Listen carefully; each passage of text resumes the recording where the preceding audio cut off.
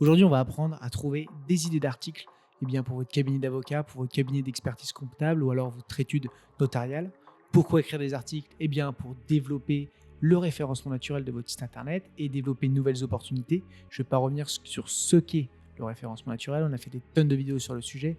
L'idée, c'est simplement aujourd'hui de trouver des idées de contenu, d'articles où il y a de la recherche qui a été réalisée et à la fois des articles qui sont peu concurrentiels sur les sujets.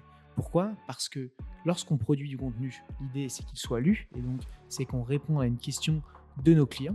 Et ensuite, vous avez aujourd'hui beaucoup de concurrence en matière de référencement naturel. Et donc l'idée, c'est bien de trouver des articles qui ont peu de concurrence sur le sujet et donc dont il va être beaucoup plus simple de se référencer.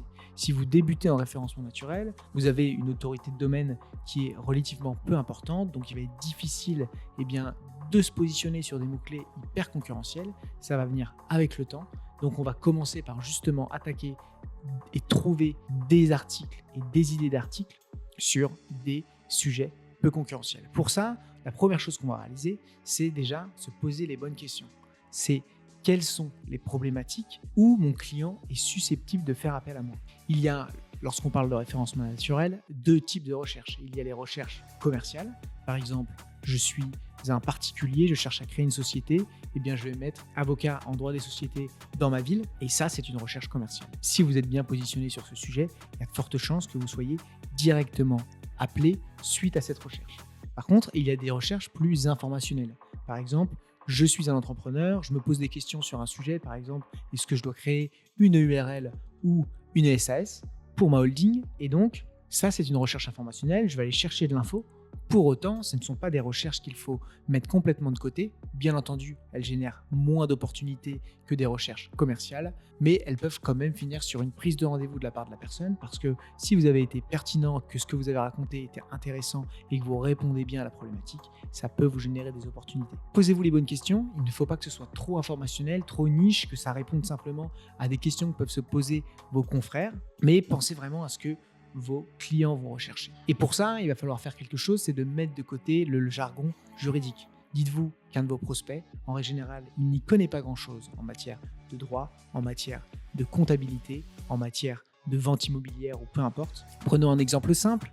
Je suis avocat en M&A et je vais commencer à écrire plein d'articles sur la transmission d'entreprise, comment vendre un fonds de commerce, etc. Mais il y a peut-être plein de gens qui ne vont pas utiliser ces termes-là et vous auriez peut-être tout à gagner à écrire des articles beaucoup plus simples sur comment vendre une boulangerie, comment acheter ou racheter une boulangerie, comment vendre une entreprise dans le Nord-Pas-de-Calais. Mettez-vous à la place de vos prospects et derrière, vous allez avoir beaucoup plus de trafic sur votre site web. Et pour être certain de ce qu'on fait et s'assurer des résultats et des actions de communication qu'on est en train de mettre en place, on ne va pas utiliser notre intuition, mais on va utiliser des outils et notamment l'outil SEMrush. SEMrush, c'est l'outil numéro 1 en matière de référencement naturel, SEO, et c'est un outil qui est en plus gratuit.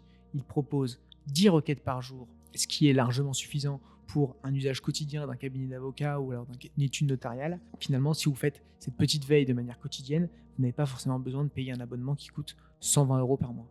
Pour autant, si vous avez quelqu'un en interne qui peut s'occuper de ça ou que c'est votre cœur de stratégie, c'est un outil qui se vaut, qui est hyper pratique et qui va vous permettre, comme vous allez le voir, de trouver des tonnes d'idées d'articles. Je suis sur SEMrush et je vais aller directement dans Vue d'ensemble des mots-clés. Ça va me permettre ici de faire des recherches de mots-clés. Ici, je vais mettre créer mon entreprise. Tac. Donc, est-ce qu'un article sur la création d'entreprise serait intéressant? Et comme vous pouvez voir, il y a 500 recherches par mois, ce qui est relativement important, avec une difficulté de mots-clés qui est extrêmement difficile parce qu'on est sur 63% de difficulté de mots-clés. Et je vous le dis tout de suite, si vous êtes déjà à 40%, ça va être beaucoup plus difficile que sur d'autres requêtes beaucoup plus simples. Donc, c'est pas grave, je vais aller en fait dans les variantes de mots-clés et je vais cliquer sur afficher tous les mots-clés. Et ici, il va aller me proposer plein d'autres variantes autour de la requête que j'ai réalisée et je vais aller trier ma recherche par difficulté de mots-clés. Et là, il va me proposer d'autres types d'articles. Alors, j'ai créé mon entreprise, ça ne va pas être très intéressant, mais je suis en CDI et je veux créer mon entreprise, 210 de recherche par mensuel et une difficulté de mots-clés de 20. Et là, ça va être intéressant.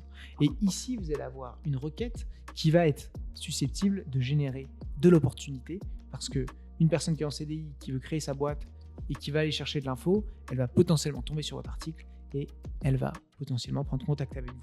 Vous prenez cet article et vous le mettez de côté.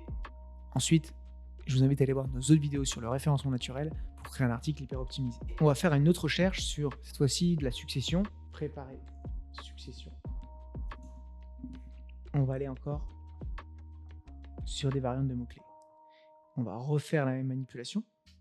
Et là, on a un article qui pourrait être très intéressant sur préparer sa succession après 70 ans. Vous avez vu, vous avez un volume de recherche relativement élevé, difficulté de mots-clés facile. Et ça, pour une étude notariale qui veut développer sa clientèle autour de la succession ou alors un cabinet d'avocats en droit de la famille, c'est un article qui pourrait être très intéressant. Ensuite, je vais vous montrer un autre outil qui, encore une fois, est gratuit, qui va vous permettre de construire votre article, mais aussi de trouver d'autres idées d'articles autour de l'article que vous avez. Ça s'appelle Perplexity, c'est une forme de ChatGPT, mais un peu différent. C'est vraiment un moteur de recherche. Et ce qui est bien avec lui, c'est qu'il va vous donner, de 1, les sources de ses réponses, mais de 2, il va vous poser d'autres questions. Et c'est des questions que nous, on utilise chez Orama pour construire des articles un peu différemment que ce que font tous les experts SEO sur le domaine, parce que ils proposent des questions un petit peu différentes qui sont souvent très bien trouvées et qui permettent de construire des articles hyper qualitatifs, mais aussi de donner d'autres idées de contenu. Donc là, je suis en CDI, je veux créer mon entreprise.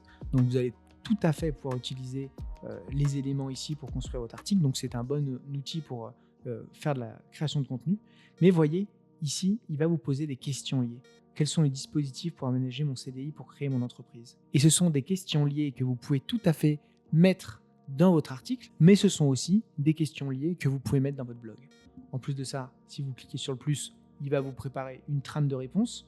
Il va aller piocher ça sur différents contenus et même sur des réseaux comme LinkedIn. Donc attention à ce qui sort, ça peut être dit par n'importe qui.